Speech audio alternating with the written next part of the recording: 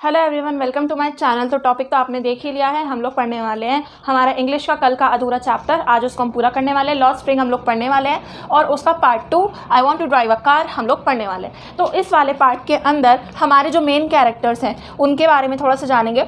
सबसे पहले तो हमारी अनीस जंग जो कि नरेटर है, स्टोरी की नरेटर ऑफ द स्टोरी है, ठीक है। और ये मुकेश से बात करती हैं, मुकेश की सिचुएशन को जाकर देखती हैं और उसके बारे में इस पार्ट में हमको डिस्क्राइब करती हैं।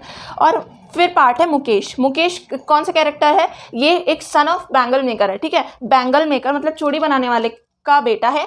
Want to be a motor mechanic, ये क्या बनना चाहता है? मुकेश एक मोटर मैकेनिक बनना चाहता है, ठीक है। और बाद में एक लड़की के बारे में जिक्र हुआ है जिसका नाम है सविता। सविता कौन है? A young girl in dark pink dress, मतलब एक मैली सी पिंक कलर की ड्रेस पहनी हुई इस लड़की ने। सविता उसका नाम है, उसका भी जिक्र इस चैप्टर में हुआ है। चलो स्टार्ट करते हैं। तो ये स्टार्ट होता है स्टैंजा नंबर 12 से या फिर स्टैंजा नंबर 11 से स्टार्ट होता है ये। हाँ, तो टाइटल क्या है? I want to drive a car. तो Mukesh insists on being his own master. Mukesh खुद का मास्टर बनना चाहता है, साहिब की तरह नौकर नहीं बनना चाहता, ठीक है। जैसे साहिब नौकर बन जाता है मजबूरी के चलते, पर मुकेश यहाँ पर नहीं बनना चाहता। Mukesh insist on being his own master. Mukesh खुद का मालिक बनना चाहता है। I will be a motor mechanic he announces, वो बोलता है कि मैं मोटर मैकेनिक बनूंगा, ठीक है। फिर do you know anything about cars? Anees Jung पूछती हैं उससे कि क्या तुम कार के बारे में कुछ जानते हो, कार्स के बारे में तुम्हें कुछ पता है, नॉलेज है? तो I will learn to drive a car he answers looking straight into my eyes. तो अनीस जंग की आंखों में देखते हुए मुकेश बोलता है कि मैं कार चलाना सीखूंगा, ठीक है। His dream looms like a mirage amidst the dust of streets that fill his town Firozabad famous for its bangle। तो बताती है कि जो उसका टाउन है फिरोजाबाद वो कैसा है, वो बैंगल बनाने के लिए फेमस है। और जो उसका सपना है जो वो देखता है वो फिरोजाबाद की धूल भरी गलियों में मिराज की तरह चमक रहा था। अब आप लोग सोच रहे होंगे मिराज क्या होता है? तो मिराज आपको पता होगा कि जब रेगिस्तान की स्टोरी आपने कई बार देखी होगी कि रेगिस्तान में हम लोगों को एक जीता जाता ड्रीम दिखने लगता है कि हमारे सामने पानी है, ठीक है। इस तरीके का कॉन्सेप्ट आपने पहले भी सुना होगा, तो इसी को मिराज कहते हैं। तो मिराज जो है मिराज की तरह चमकता है मुकेश का सपना फिरोजाबाद की धूल भरी गलियों में, ठीक है। तो every other family in Firozabad is engaged in making bangles. तो फिरोजाबाद का हर दूसरा परिवार चूड़ी बनाने के काम से जुड़ा हुआ है, ठीक है।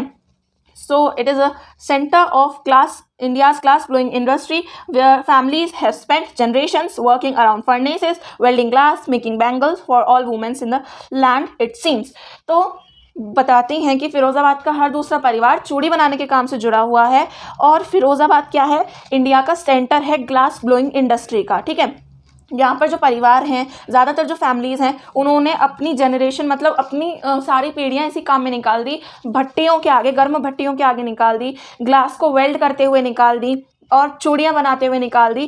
पूरे इंडिया की औरतों के लिए उन्हें देखकर ऐसा लग रहा था कि उन्होंने पूरे इंडिया की औरतों के लिए चूड़ी बनाने के काम में अपनी पीढ़ियाँ गुजार दी हैं, जनरेशन्स बिता दी हैं, ठीक है।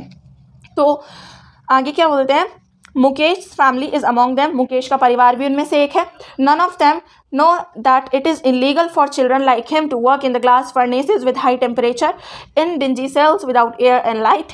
तो मुकेश की फैमिली उनमें से एक है। उनमें से कोई नहीं जानता कि बच्चों के लिए गर्म भट्टियों में या फिर कांच की भट्टियों पर, जहाँ पर कांच बनता है, हाई टेम्परेचर वाली भट्टियों पर काम करना, गंदे बंद कमरों में काम करना, बिना एयर और लाइट के काम करना, ये सब इलीगल है, ठीक है। तो अगर लॉ को इन्फोर्स किया जाए, अगर कानून लागू किया जाए, तो मुकेश के जैसे 20,000 बच्चों को गर्म भट्टियों में, जहाँ पर वो अपने दिन के सारे आवर स्पेंड कर देते हैं, और उनकी आंखों को खोने से बचाया जा सकता है अगर कानून लागू किया जाए तो। पर उनमें से ये बात कोई नहीं जानता। Mukesh I beam as he volunteers to take me home which he proudly says is being rebuilt. तो वो बताती हैं कि जब मुकेश उन्हें अपने घर ले जा रहा था तो उसकी आंखें प्राउड से एकदम भर गई, ये बताते हुए कि उसका घर जो है वो रिबिल्ट हो रहा है, दोबारा से बन रहा है। तो बताती हैं कि वहाँ का व्यू कैसा था जब वो उसके घर जा रही थी। तो we walk down stinking lanes choked with garbage. तो बताती हैं कि वो जिन गलियों में गई वो गलियाँ कैसी थी? बदबूदार थी और कूड़े से, गार्बेज से चोक हो रखी थी, भरी हुई थी। Past home that remain hovels with crumble walls. तो बताती हैं कि जो पहले वो घर थे पास्ट होम से और अब वो खंडर हो चुके थे, वहाँ की दीवारें ख़राब हो चुकी थी। वॉबली डोर्स मतलब जो डोर्स थे वहाँ के वो हिल रहे थे, ख़राब हो गए थे। ठीक है। और बताती है वहाँ पे खिड़कियाँ नहीं थी। Crowded with families of humans and animals को एग्जिस्ट इन अ प्रिमेवल स्टेट। तो बताती हैं कि जो वहाँ की स्टेट थी वो कैसी थी, प्रिमेवल थी, मतलब वहाँ पर लोग इस तरीके से एक साथ रह रहे थे, इंसान भी जानवर भी एक साथ रह रहे थे जैसे कि आदिवासी वाले टाइम में प्रिमेवल स्टेट पे रहते थे। तो वो कहती है he stops at the door of one such house, bangs a wobbly iron door with his foot and pushes it open.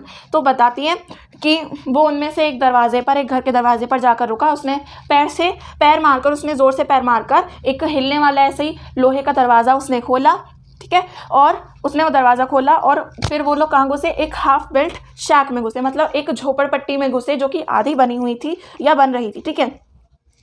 In one part of it, thatched with dead grass, is a firewood stove over which sits a large vessel of sizzling spinach leaves. तो बताती हैं कि उस half built शैक में, मतलब उस झोपड़पट्टी के एक कोने में क्या था, एक रूफ पड़ी हुई थी। रूफ कैसी थी, वो थैच्ड थी, मतलब वो भूस की बनी हुई थी, ठीक है। जो सूखी हुई झाड़ पतवार होती है ना, उसकी बनी हुई थी। जो चारा गाय को हम खिलाते हैं, सूखा हुआ जो भूस होता है वो उसके ऊपर पड़ा हुआ था, ठीक है। और उसकी वहाँ पर छत बनी हुई थी और उसके नीचे क्या था, किचन जैसा बना रखा था। वहाँ पर एक फायरवुड स्टोव सेट था, मतलब एक लकड़ियाँ सेट कर रखी थी फायर बनाने के लिए, मतलब खाना बनाने के लिए वहाँ पे स्टोव सेट करा हुआ था। और उसके ऊपर क्या था, एक लार्ज वेसल, एक बड़े से बर्तन में क्या रखा हुआ था, स्पिनच लीव्स थी, पालक की पत्तियाँ थी जो कि गरम गरम थी, सिजलिंग थी, ठीक है। तो on the ground in large aluminium platters और मोर चॉप्ड वेजिटेबल्स। तो बताती है कि एक एल्यूमिनियम का प्लेटर ज़मीन पर बिछा हुआ था और उसके ऊपर क्या था, उसके ऊपर मतलब तश्तरिया जैसी कुछ पड़ी हुई थी एल्यूमिनियम की नीचे ज़मीन पर, और उस पर क्या था, वेजिटेबल्स कट रही थी, चॉप्ड वेजिटेबल्स वहाँ पर पड़ी हुई थी। A frail young woman is cooking the evening meal for the whole family. तो वहाँ पर एक औरत, एक यंग लड़की या फिर एक यंग वुमेन वहाँ पर क्या कर रही थी, खाना बना रही थी शाम का पूरे परिवार के लिए, ठीक है। Through eyes filled with smoke she smiles. तो उसकी आंखें कैसी हो रही थी, खाना बना रही थी तो उसकी आंखों में धुआं भरा हुआ था और वो मुस्कुराकर स्वागत करती है, ठीक है। She is the wife of Mukesh Elder brother. तो वो मुकेश के एल्डर ब्रदर की, बड़े भाई की पत्नी थी, मतलब मुकेश की भाभी थी, ठीक है। Not much older in years, वो ज़्यादा उम्र में बड़ी नहीं थी। She has begun to command respect as the bahu, the daughter in law of the house, already in charge of 3 men, her husband Mukesh and their father. तो बहुत कम उम्र की थी और उसे बहू कहकर, फैमिली की बहू वो बन गई थी और उसने कमांड संभाल ली थी फैमिली की, ठीक है। डॉटर इन लॉ थी, मतलब बहू थी वो फैमिली की, और क्या था, ऑलरेडी इंचार्ज थी। वो इंचार्ज थी 3 आदमियों की। कौन कौन थे वो 3 men, उसका हस्बैंड मुकेश और उनके फादर, ठीक है। तो when the older man enters, मतलब जब मुकेश के पिताजी अंदर आते हैं तो क्या होता है, she gently withdraws behind the broken wall and brings her veil closer to her face. Veil क्या होता है, घूंघट। तो जैसे ही मुकेश के फादर अंदर आते हैं, उनकी जो डॉटर इन लॉ होती है वो क्या कर लेती है, घूंघट कर लेती है उनके आगे। क्यों, क्योंकि as custom demands, daughter-in-law must veil their faces before male elders। तो जैसा कि हमारे रीति रिवाज है, हमारे कस्टम डिमांड्स कहती हैं कि जो डॉटर इन लॉ होती है उसको फादर इन लॉ के सामने क्या कर लेना चाहिए, वेल कर लेना चाहिए, घूंघट कर लेना चाहिए, ठीक है। In this case the elder is an impoverished bangle maker. तो इस केस में क्या था, जो बैंगल मेकर, मतलब जो फादर इन लॉ था या जो बड़ा आदमी था, जो ओल्डर मैन था, वो क्या था, वो बैंगल बनाने वाला था, ठीक है। एक गरीब चूड़ी बनाने वाला था। Despite long years of hard labor, first as a tailor, then a bangle maker, he has failed to renovate a house, send his 2 sons to school। तो इतने कड़ी मेहनत करने के बाद, इतना लंबे समय हार्ड मेहनत करने के बाद, बहुत ज़्यादा मेहनत करने के बाद, वो पहले टेलर था, फिर उसके बाद वो बैंगल मेकर बना, ठीक है। उसके बाद भी वो फेल हो गया अपने हाउस को रेनोवेट करने में, मतलब अपने हाउस को ठीक करने में, और क्या करने में, अपने दोनों बेटों को स्कूल भेजने में वो फेल हो गया। All he has managed to do is teach them what he knows, the art of making bangles। तो क्या कर पाया वो केवल अपने बच्चों को चूड़ी बनाने की कला ही सिखा पाया जो वो खुद जानता था, ठीक है। नेक्स्ट पैराग्राफ में कहा गया है कि इट इज़ हिज करम his destiny says Mukesh grand mother. तो मुकेश की ग्रैंड मदर क्या कहती है कि वो उनका करम है, उसके पति का, उसके हस्बैंड का करम है, उसकी डेस्टिनी है या फिर उसका भाग्य है, ठीक है। तो वो क्या कहते हैं, जिन्होंने उन्हें क्या देखा, अपने हस्बैंड को ब्लाइंड होते हुए देखा है। कैसे हुए थे ग्रैंडफादर जो थे, वो कैसे हुए थे ब्लाइंड, चूड़ी बनाते हुए, ग्लास बैंगल्स को पॉलिश करते करते वो अंधे हो गए थे, उसके पाउडर से, उसकी डस्ट से वो अंधे हो गए थे, ठीक है।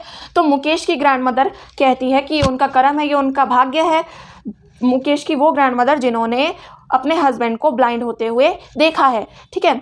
तो वो कहती है can a God given lineage ever be broken, तो कहती है कि ईश्वर के द्वारा दी गई जो प्रथा है क्या वो कभी तोड़ी जा सकती है। ईश्वर ने जो उनको वंश परंपरा दी है, जो प्रथा उनको दी है चूड़ी बनाने की, क्या वो कभी तोड़ी जा सकती है। शी इम्प्लाइज, ठीक है। Born in the caste of bangle maker they have seen nothing but bangles in the house, in the yard, in every other house, every other yard, every street in Firozabad. तो कहती है कि चूड़ी बनाने वालों की जाति में पैदा होने पर उन्होंने कुछ नहीं देखा, केवल और केवल चूड़ियाँ देखी हैं। घर में चूड़ियाँ, यार्ड में चूड़ियाँ, मतलब बाहर उनके बरामदे में चूड़ियाँ, और हर घर में चूड़ियाँ, हर किसी के यार्ड में चूड़ियाँ, हर स्ट्रीट में, फिरोज़ाबाद की हर गली में उन्होंने केवल चूड़ियाँ देखी हैं, ठीक है। स्पाइरल्स ऑफ बैंगल मतलब जो चूड़ियों के गुच्छे होते हैं, ठीक है। Spirals of bangle, Sunny gold colour बताती हैं वो कौन कौन से कलर की। सनी गोल्ड मतलब सुनहरी, पैडी ग्रीन मतलब धानी कलर की, ग्रीन कलर की, royal blue, pink, purple, every colour born out of the 7 colours of the rainbow. Rainbow के 7 रंगों में से जितने कलर निकले उतने रंगों की चूड़ियाँ ही उन्होंने देखी हैं। और वो क्या कहती हैं, लाई इन माउंट्स इन अनकेम्प्ड यार्ड्स, तो बताते हैं कि अनकेम्प्ड यार्ड्स मतलब गंदे यार्ड्स में उन्होंने उसके चट्टे लगे हुए देखे हैं चूड़ियों के, हर रंग की चूड़ी के। आर प्लाइड ऑन 4 व्हीलर कार्ट्स, जो हाथ से खींचने वाली 4 पहियों वाली जो गाड़ी होती है, कार्ट होती है, उस पर उन्होंने ऐसे चूड़ियों के ढेर लगे हुए देखे हैं। Pushed by young man along the narrow lanes of shanty town, तो बताती हैं कि उन जो हैंड कार्ट्स थी वो किसके द्वारा खींची जाती थी, यंग मैन मतलब कम उम्र के आदमियों के द्वारा, नारो लेन्स में मतलब पतली पतली गलियों में, शांति टाउन में, शांति मतलब छोटा कस्बा, छोटे कस्बे की पतली पतली गलियों में वो हैंड कार्ट्स यंग मैंस के द्वारा खींची जाती थी, चलाई जाती थी। एंड इन डार्क हटमेंट्स, अब ये हटमेंट्स क्या है, हटमेंट्स मतलब झोपड़ियों की कतार, ठीक है। तो अंधेरी झोपड़ियों में भी next two lines of flames of flickering oil lamps, मतलब जो ऑयल लैम्प्स कम लाइट के, फ्लिकरिंग लाइट के, बहुत कम लाइट के जो ऑयल लैम्प जल रहे थे, उनके आगे क्या है, उनके सामने बच्चे मतलब लड़के और लड़कियां बैठते थे अपने फादर मदर के साथ, और क्या करते थे, welding piece of coloured glass into circle of bangles, मतलब ग्लास के पीस को वेल्ड कर कर सर्कल बनाते थे, बैंगल के सर्कल इस तरीके से बनाते थे, ठीक है। और वो बच्चे ये देखते थे वहाँ बैठकर। और उन्होंने क्या बताया है कि their eyes are more adjusted to the dark than to the light outside, तो बताते कि जो उनकी आंखें थी वो समझौता कर चुकी थी उस अंधेरे के साथ बाहर की लाइट की बजाय। तो बाहर जितनी लाइट थी उसके मुकाबले उनकी आंखें कहाँ ज़्यादा कंफर्टेबल होती थी, उस अंधेरे कमरे में ज़्यादा कंफर्टेबल होती थी, ठीक है, क्योंकि उन्होंने शुरू से यही देखा। That is why they often end up losing their eyesight before they become adult, इसी वजह से तो बड़े होने से पहले ही वो अपनी आंखों की दृष्टि खो देते हैं, अपनी आंखों की रोशनी खो देते हैं। अब आगे यहाँ पर सविता के बारे में बात की गई है। Savita a young girl in a drop pink dress, ठीक है। सविता एक यंग लड़की जो कि ड्राप पिंक ड्रेस में है, मतलब मैली सी, डल सी, थोड़ी सी पिंक कलर की ड्रेस में है, sitting along side an elder women, तो एक एल्डर वुमेन, एक बूढ़ी औरत के पास वो बैठी है, सोल्डरिंग पीस ऑफ ग्लास, जो कि ग्लास के पीस को टाँका लगा रही है, मतलब चूड़ियाँ बनाकर उनमें टाँका लगा रही है। As her hands move mechanically like the tongs of machine, तो उन औरत के बारे में बताया कि उनके हाथ कैसे काम कर रहे थे, मशीन की तरह, मशीन के टोंग्स की तरह काम कर रहे थे उनके हाथ, ठीक है। I wonder if she knows the sanctity of the bangles she help means, तो बताती हैं कि मैं सोचती हूँ कि क्या उनको इन चूड़ियों की पवित्रता के बारे में पता है जिन्हें वो बनाती है। It symbolises an Indian woman's suhag, ये एक भारतीय महिला के सुहाग को दर्शाती हैं। ऑस्पिशियसनेस इन मैरिज, मैरिज के सौभाग्य को दर्शाती हैं, ठीक है, शादी के सौभाग्य को, विवाह के सौभाग्य को दर्शाती हैं। It will dawn on her suddenly one day when her head is draped with a red well, तो वो बताते हैं कि सविता के साथ क्या होगा, एक दिन उसको भी क्या होगा, उसको सजा दिया जाएगा लाल रंग के घूंघट से। Her hands dyed red with henna, उसके हाथों पर लाल मेहंदी लगा दी जाएगी। And red bangles rolled on to her wrist, उसकी हाथों पर, उसकी कलाइयों पर लाल चूड़ियाँ चढ़ा दी जाएंगी। She will then become a bride, फिर वो एक दुल्हन बन जाएगी। Like the old woman beside her who became many years ago, बिल्कुल उस औरत की तरह जो कि उसके साइड में बैठी थी और थोड़े समय पहले वो खुद भी दुल्हन बनी थी। ठीक है, बहुत सालों पहले वो खुद भी दुल्हन बनी थी, उसी के जैसे उसे भी दुल्हन बना दिया जाएगा। She still has bangles on her wrist but no light in her eyes, तो उस औरत के बारे में बताते हैं कि उसकी कलाइयों में अभी भी चूड़ियाँ हैं पर उसकी आंखों में रोशनी नहीं है। तो रोशनी क्यों नहीं है? क्योंकि चूड़ियाँ बनाते बनाते ही उसने अपनी आंखों की रोशनी खो दी। एक वक्त शेर भर खाना भी नहीं खाया, शी सेज, तो वो औरत कहती है कि एक वक्त मतलब एक समय पेट भर कर खाना भी नहीं खाया उन्होंने। In a voice trained of joy, मतलब उसकी आवाज़ में बिल्कुल भी खुशी नहीं थी, बहुत दुख भरी आवाज़ में वो कहती है कि एक वक्त शेर भर खाना भी नहीं खाया। She has not enjoyed even one full meal in her entire lifetime, that what she has reaped, जो समय उसने गंवाया है, जो लाइफ टाइम उसने मतलब पूरा समय उसने अपना बिता दिया चूड़ियाँ बनाने में, उसने उस पूरे समय में कभी फुल टाइम मतलब पेट भर कर खाना भी नहीं खाया, एक अच्छी तरीके से मील भी नहीं खाई फुल टाइम की उन्होंने। ठीक है, तो ये फल पाया है उन्होंने अपने काम करने का। Her husband an old man with a flowing beard says, और उनका जो पति था जिसकी दाढ़ी उड़ रही थी वो कहता है I know nothing accept bangles, तो बोलता है कि मुझे चूड़ियों के अलावा और कुछ भी नहीं पता, या चूड़ी बनाने के अलावा मुझे कुछ भी नहीं आता। All I have done is make a house for the family to live in, तो वो कहता है कि मैंने कुछ नहीं किया, मुझे कुछ नहीं आता, केवल मैंने जो अपनी लाइफ में किया है वो ये है कि मैंने अपने परिवार के लिए रहने के लिए घर बना दिया है। ठीक है, Hearing him, one wonders if he has achieved what many have failed in their lifetime, तो कोई उसको सुनकर कहेगा कि उसने वो अचीव किया है जो कि बहुत से लोग लाइफ में नहीं कर पाते, एटलीस्ट उसने अपनी फैमिली के लिए एक छत बना ली है। ठीक है, he has a roof over his head, उसके सर पर एक छत है। The cry for not having money to do anything except carrying on the business of making bangles, not even enough to eat, rings in every home, तो क्या बोलती है वो कि ये जो रोना है कि उनके पास पैसे नहीं है बैंगल बनाने के अलावा कुछ और करने के लिए, वो हर घर में गूंज रहा था। ठीक है, the young man echo the lament of their elders, तो जो जवान लोग थे, जो यंग मैन थे, वो भी बिल्कुल अपने बड़ों के जैसी, अपने एल्डर्स के जैसी बात कर रहे थे। ठीक है, little has moved with time it seems in Firozabad, तो कहती हैं कि फिरोजाबाद के साथ शायद ही समय के साथ कुछ परिवर्तन हुआ है, या फिर कहें कि कुछ भी परिवर्तन नहीं हुआ है। Years of mind numbing toil have killed all initiative and the ability to dream, तो बताती हैं कि ईयर्स ऑफ नंबिंग टॉयल मतलब माइंड नंबिंग टॉयल, तो कहती हैं कि जो इतना कठोर परिश्रम जो उन्होंने किया है उसने उन्हें सोचने समझने की शक्ति से बिल्कुल क्या कर दिया है। Years of mind numbing toil मतलब कि मस्तिष्क की संवेग शक्ति से वंचित, मतलब उन्होंने बिल्कुल सोचने समझने की शक्ति से उन्हें दूर कर दिया है। उन्होंने जो इतना कठोर परिश्रम बिना सोचे समझे किया है इतने समय से, उससे क्या हुआ है, उनकी सोचने समझने की या फिर कल्पना करने की क्षमता समाप्त हो चुकी है, मस्तिष्क को सुन्न कर देने वाले उनके परिश्रम से। ठीक है, तो आगे कहती हैं वो कि listening to them I see two distinct worlds, तो इनको सुनने के बाद उन्होंने दो अलग वर्ल्ड्स देखे, डिस्टिंक्ट मतलब भिन्न, तो उन्होंने दो भिन्न वर्ल्ड देखे। One of the family caught in web of poverty, just a minute, एक पैराग्राफ यहाँ पर मिस हो गया, उसको कंप्लीट करते हैं पहले। तो कहती है why not organise yourself into a cooperative, तो वो उन लड़कों के मतलब वहाँ पर क्या था, a group of young man who have fallen into the vicious circle of middle man who trapped their fathers and forefather, तो वहाँ पर उपस्थित कुछ यंग लोगों के समूह से अनीस जंग कहती हैं कि आप एक कॉपरेशन में मतलब किसी के साथ आप लोग संगठित क्यों नहीं हो जाते, एक साथ कार्य क्यों नहीं करते। Why not you organise yourself into a cooperative, एक साथ संगठित होकर आप कार्य क्यों नहीं करते। उन लोगों से पूछा जो कि बिचौलियों के द्वारा फंसाए गए हैं, उन बिचौलियों के द्वारा जिन्होंने उनके दादा परदादाओं को भी फंसाया था। ठीक है, even if we get organised we are the ones who will be hauled up by the police, beaten and dragged to jail for doing something illegal, तो कहते हैं वो ग्रुप कहता है कि अगर हम लोग संगठित हो भी जाते हैं, हम लोग ऑर्गेनाइज हो भी जाते हैं, तो क्या होगा, पुलिस हमें पकड़ लेगी, बिना बात हमें पकड़ लेगी, जेल में डाल देगी, मारेगी कि हमने कुछ इलीगल किया है। ठीक है, there is no leader among them, उनके ऊपर कोई लीडर नहीं था। No one should who could help them seeing things differently, कोई ऐसा नहीं था जो उन्हें चीज़ों को अलग तरीके से देखना सिखाए, कोई उनकी सोच को बदलने वाला नहीं था। ठीक है, their fathers are as tired as they are, तो उनके पिता भी उसी तरह से थके हुए थे जैसे वो नौजवान लोग थके हुए थे।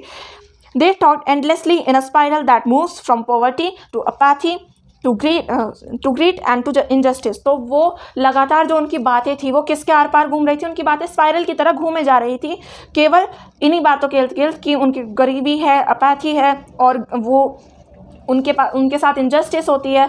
ठीक है, तो उनकी जो बातें थी वो इसी तरह से घूमती रहती थी, वहीं पर आती रहती थी बार बार। ठीक है, तो listening to them I see two distinct worlds. तो उनको सुनने के बाद अनीस जंग को दो डिस्टिंक्ट वर्ल्ड्स, दो अलग अलग वर्ल्ड्स दिखाई दिए। One of the family caught in the web of poverty, burdened by the stigma of caste in which they are born. The other, a vicious circle of sahukars, the middlemen, the policemen, the keepers of law, the bureaucrats and the politicians. तो वो बताती हैं कि उनको क्या world दिखाई दिया, उस परिवार का उनको दिखाया, वो उन्हें ऐसा परिवार दिखाई दिया या ऐसी दुनिया दिखाई दी जो कि पॉवर्टी से भरी हुई है, गरीबी से भरी हुई है।